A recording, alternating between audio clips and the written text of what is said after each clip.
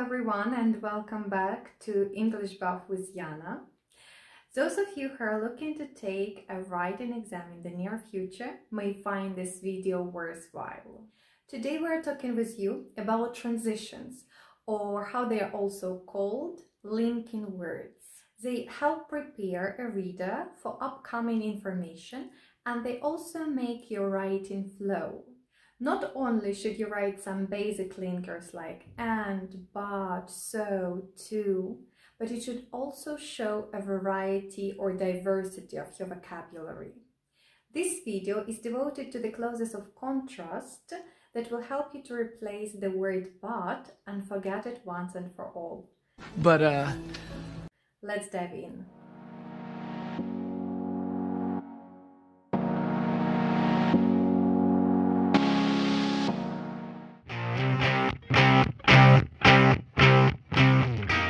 Look at the following sentence. Penicillin is a powerful antibiotic, but some people are allergic to it. We can replace but with however. Penicillin is a powerful antibiotic, however, some people are allergic to it.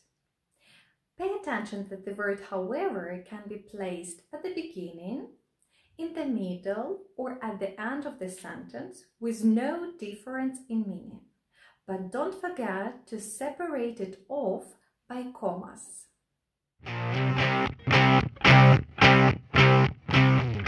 He was well qualified for the job, but he didn't get it. We can definitely use however in this case, but let's replace the word but with nevertheless or nonetheless.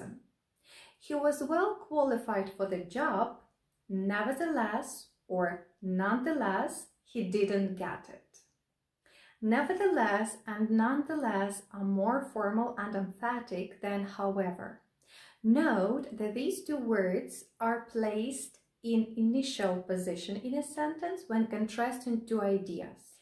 They can, however, also come in mid position and end position, but this is mainly in spoken English.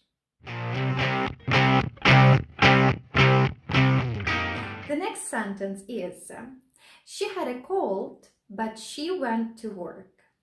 Let's use although, even though, or though instead.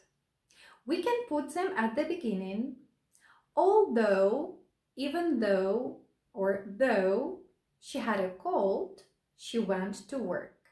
Remember, if these words are at the beginning, they are separated from the main clause by comma. Let's put them in the middle of the sentence. She went to work, although, even though, or though she had a cold. When these words are in the middle, there is no comma. Even though is more emphatic than although. It means that we use it when we want to intensify the meaning of the sentence. Note that we can put though at the end of the sentence, but it is mainly used in spoken English. She had a cold, she went to work, though.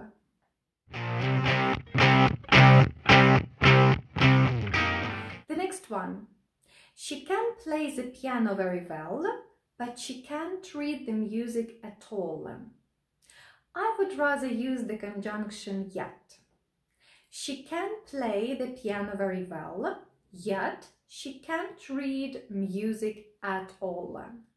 We use yet as the preferred alternative to but when we want to emphasize the contrast to achieve a stronger effect.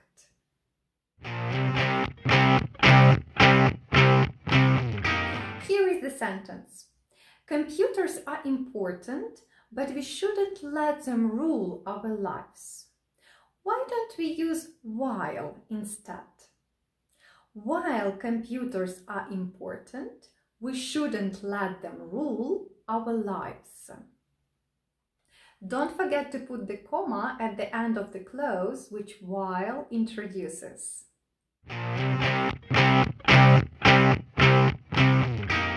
The last one, in spite of or despite.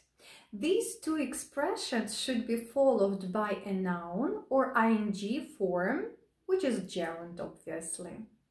Despite is a bit more formal than in spite of. Let's take a look at two examples. In spite of his qualifications, he couldn't get a job. And the next one. Despite his qualifications, he couldn't get a job. Pay attention that despite we use without of. If these two expressions are at the beginning of the sentence, don't forget to put a comma before the main clause. They can also be placed in the middle of the sentence without comma.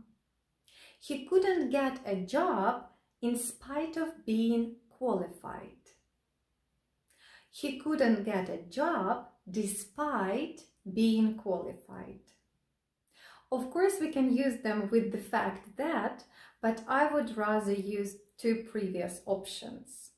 Right, that's a lot of information I've given you today. So now try to practice a bit and write your own sentences with the clauses of contrast from this video. Don't forget to subscribe to my channel.